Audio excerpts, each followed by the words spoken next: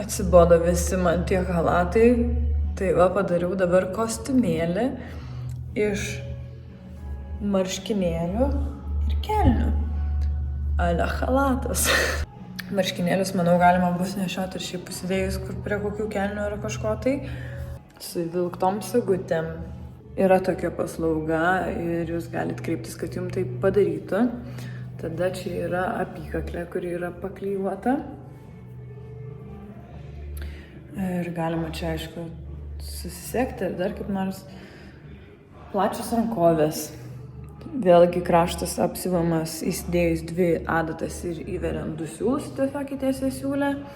Kelnės yra mano senas lekalas, čia visiškai nieks nekeista. Juosmuo atskiras, tai tą patį lekalą naudojant, tą patį ir pasisiūsit.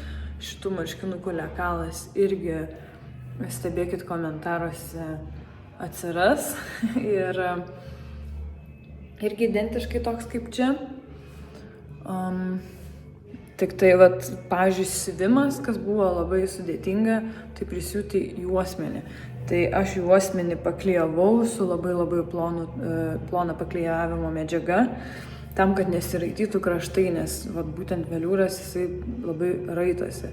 Ir vienas dalykas, ką reikėtų žinoti apie siuvimą, tai, kaip čia negražiai padariau, čia irgi nebus labai gražiai.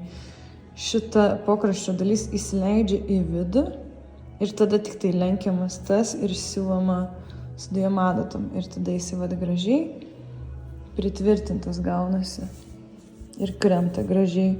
Tai labai svarbu, kad nebūtų pertempta, ar ten aukščiau ar žemiau turi idealiai atitikti, nes va turi tada laisvai kristi.